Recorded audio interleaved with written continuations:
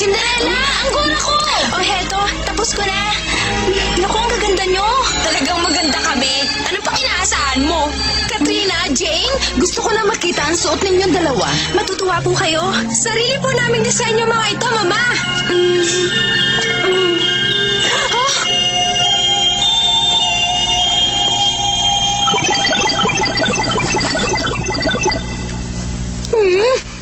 Bakit ganyan ang ayos ninyo? Hindi ba ninyo alam kung anong klaseng pagtitipon ito? Alam po. Sabi po ninyo sa panya yan tumalo ng may kakaibang suot. Ngunit hindi ko sinabing kasali kayo. Gusto ko magsuot kayo ng magagarang damit para mas lalo mapansin. Hubarin na ninyo ang mga damit na yan. Alalahanin nyo baka dumalo ang mahal na prinsipe. At habang katawa-tawa ang suot ng ibang mga panauhin, mas lalo kayo magiging elegante sa paningin ng prinsipe. Tama po kayo, Mama. Ikaw na magsuot niyan kung gusto mo. Pwede po ba, Tia Selena? Hindi maaari. Hindi ko gagawin ang pagtitipong ito para maglibang ka. Magsisilbi ka pa rin tulad ng dati. Baka mapagkamalang kang panauhin. Oo nga, Cinderella. Siya nga pala, Cinderella. Tapos ka na ba sa pagluluto? Opo. Cinderella, bakit ka narito? Ha? Anong sabi mo? Ang pagtatangka sa prinsipe. Naku, nasunog ko ang mga tinapay. Kailangan ko na namang ulitin ang mga ito. May oras ka pa ba? Cinderella, Huh? Binibining Paulette. may dinala ko para sa pagtitipon. Talaga po? Siguradong masarap ito. Sana nga, matagal na kasi akong hindi gumagawa nito. Sana magustuhan ito ang mga panauhin. Kawawang Cinderella, hindi niya nabantayan ang niluluto niyang tinapay dahil kailangan pa niyang tulungan ng dalawang yon. Ano kaya kung siya naman ang tulungan ko? Niluto mo ba ang mga ito? Opo, kaya lang po nasunog ko. Dapat hindi po ganyan ang itsura.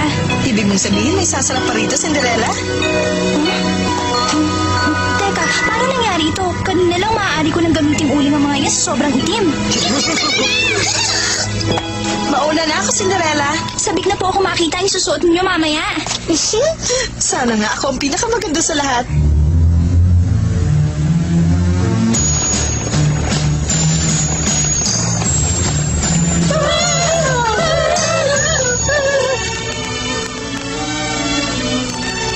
Ano na kayang nangyari kay Marcel? Naiinip na ako maghintay.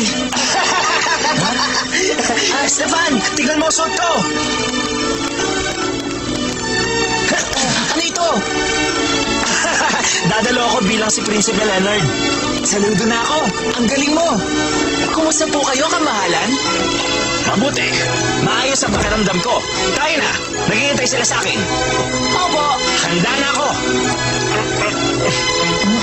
Ano ka ba? Nakahalata tuloy na isa kang muwad, Marcel. Oo nga. Magi na akong umasa si Prinsipe Leonard. Kapag nagawa mo yon, iisipin na lahat na ikaw ang tunay na prinsipe. Tama ka. Ay, tingnan ninyo! Hindi ba siya ang mahal na prinsipe? Saan ba? Umalsa tayo, Marcel. Oo nga.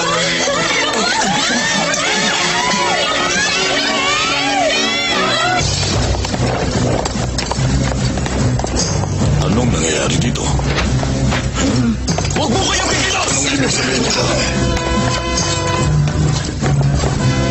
Sino nagutos nito?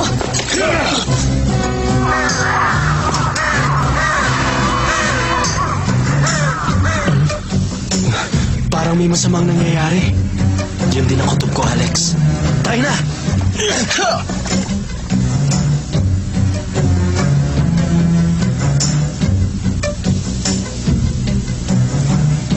Kaya sila!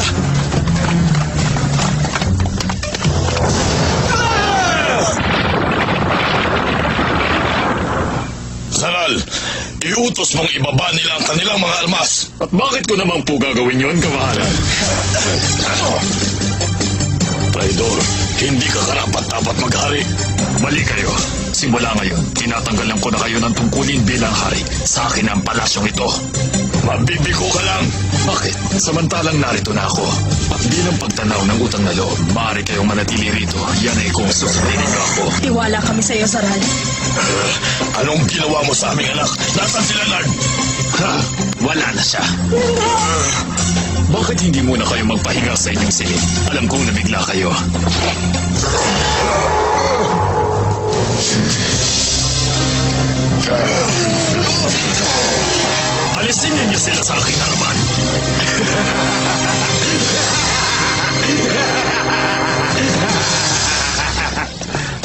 Nasaan na nga ba si Prinsipe Leonard? Bahala na po ang mga tauhan ko. Tapos na tayo dito. Tayo na!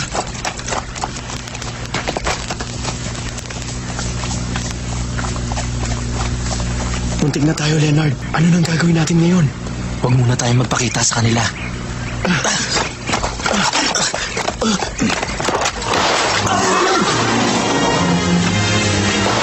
Lalabas na nila tayo!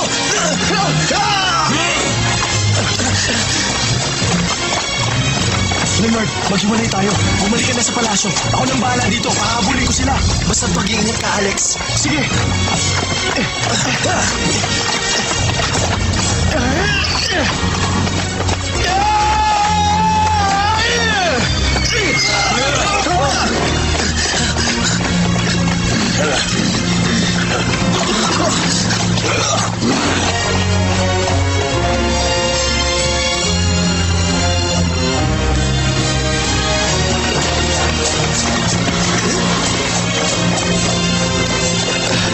Talasan mo mata mo. Nagtatago siya.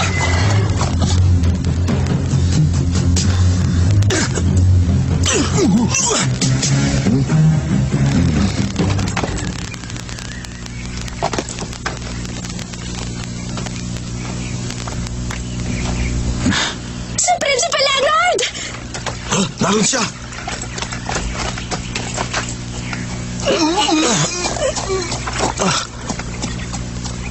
Ang bahay ni Cinderella.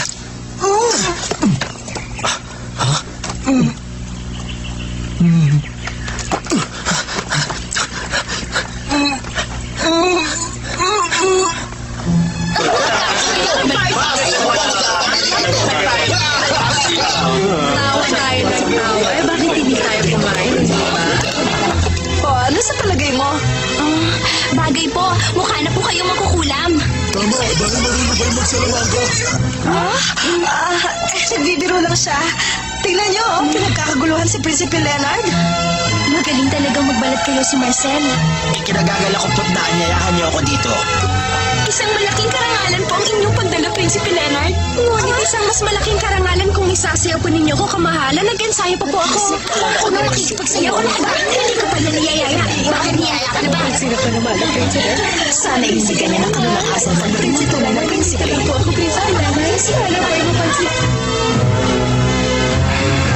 Diyan pala siya nagtatago. Akala niya siguro maisahan niya ako. Totoo po bang kayong pinakamagaling humawak ng sandata sa buong kaharian?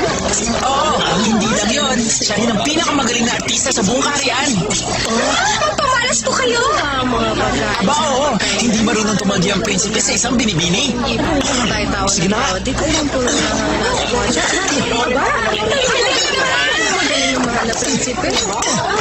Ngayon naman, kailangan ko ng isang kalaban. Kayo po, Ginoo. Maaaring niyo po ba akong baulakan?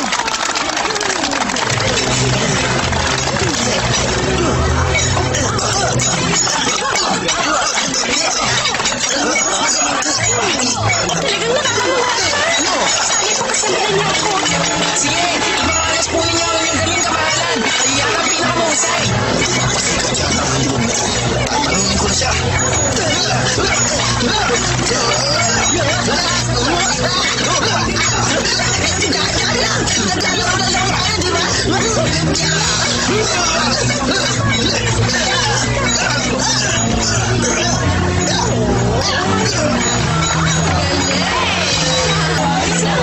Mahusay talaga ito si Marcel. Tama na yan, Katrina at Jane. Tayo na magmerienda. Marami pa naman tayong inihanda. Ang galing mo, Marcel! Lumabas na kayo! Marcel! Bakit ayaw pa nilang lumabas?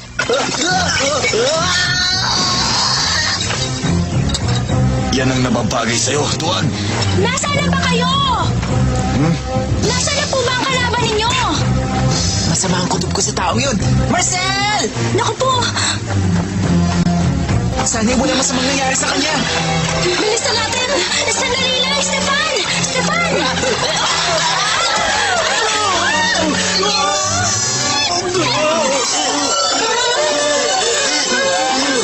Tigil!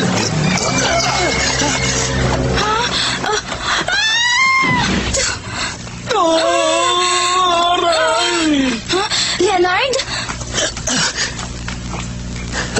Kailangan ko ng kabayo. Dito! Senyorita, saan po ninyo dadalhin ang karwahe?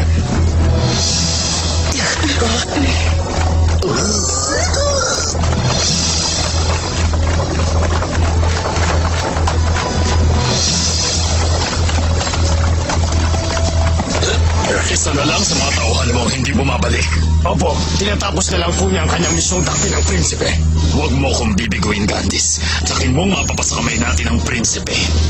Nang mapasa atin ang palasyo ng tuluyan. Patawarin po ninyo kami, kamahalan. Hindi po namin nagawang ipagtanggol kayo. Huwag kayong matakot. Hindi ako naniniwala sa sinasabi nila. Ililigtas tayo ni Leonard.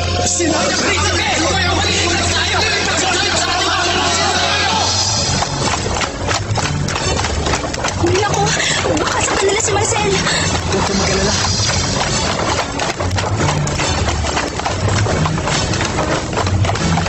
Papunta siya sa palasyo. Bakit niya dadalhin doon si Marcel? Di kaya parurusahan siya dahil nagpanggap siya si Prinsipe Leonard? Pambihira naman. Hindi. Akala nila siya ako. Oh, ano bang ibig mo sabihin? Leonard, ano nangyari? Nasakop na ni Zaral ang palasyo, ngunit hindi ito magtatagal.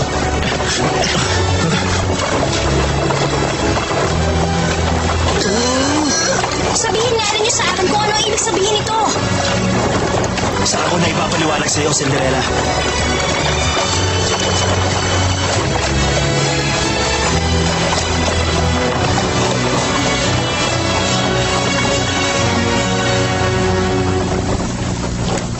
Malek!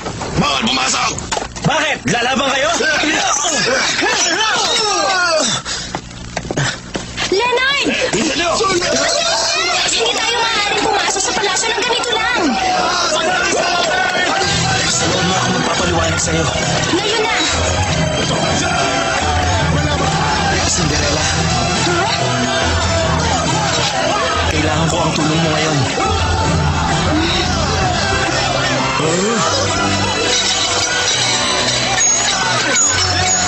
Halika na!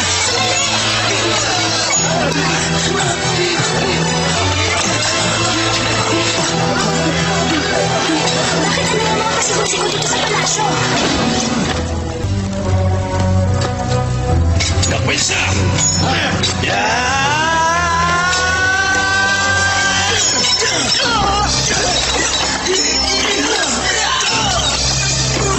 Sumuko ka na! Wala kang laban! Ginagalit ninyo ako! Tumabi kayong lahat! Leonard? Tulad po ng pinangako ko, narito ang prinsipe. Magaling. Napasa atin na ang karyan. Ikaw na ang bagong hari, Duki Saral. Luki Saral! Sino yan? Naabala mo kami!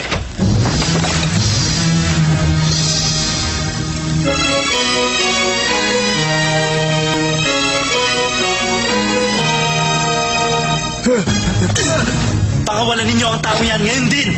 Ang lakas ng loob mong pumasok dito. Ako pong bahala. Mag-iingat ka. Ang galing nyo!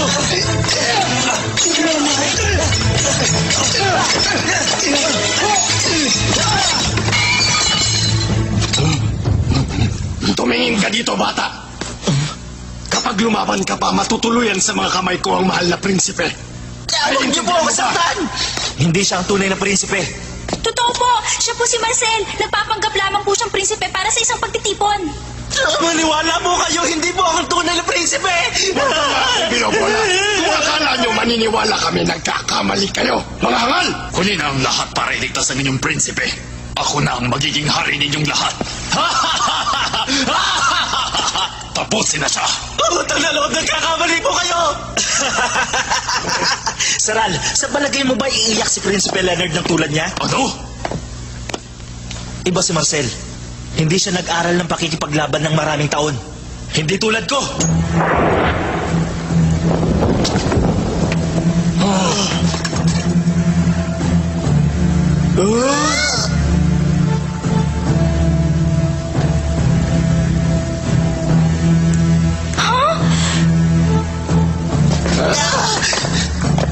Marami po salamat, kamahalan. Bumabalik ko na po ang damit na to! Hindi ko sinasadyang masangkot ka. Paano nangyari ito? Hindi maaari. Si Leonard pala ang prinsipe ng kaharian ng Esmeralda. Ano pang hinihintay ninyo? Takpin ninyo siya ngayon din! Kailangan mawala siya sa ating landas! Nandito na kami, Leonard!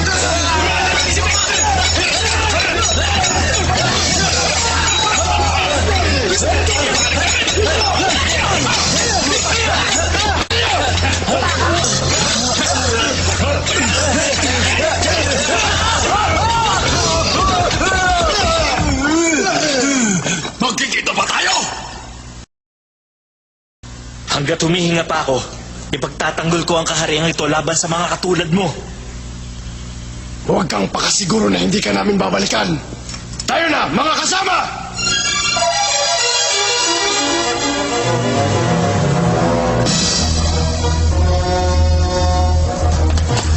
Wala pa pala silang pinsalang nagagawa. Ligtas pa rin ang iyong mga magulang, Leonard.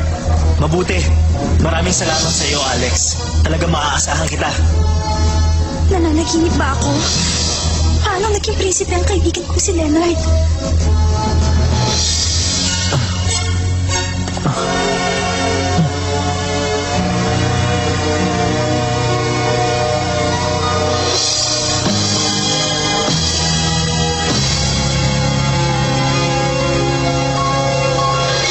Ngunit nakita ng sarili kong mga mata. Cinderella, Pamanhin, kailangan ko nang umalis. Cinderella! Cinderella!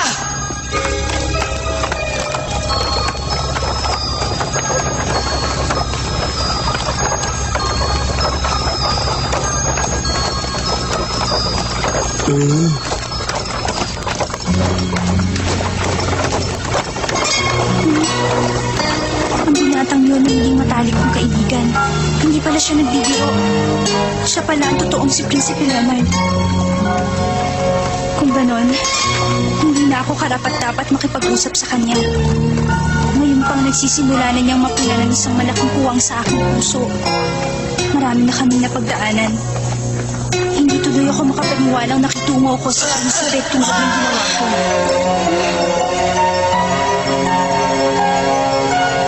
Totoo yun. Kaya nga lang, isa lang akong tagapaglingkod. Huwag mong binugin ang ulo ko! Alam ko na, Leonard na sinungaling. Iyon dapat ang itawag sa'yo. Hindi ka nagsasabi ng totoo. Ang saya nila, no? Ha? Leonard? Isa siyang tunay na kaibigan. Lagi siyang naroon kapag kailangan ko siya.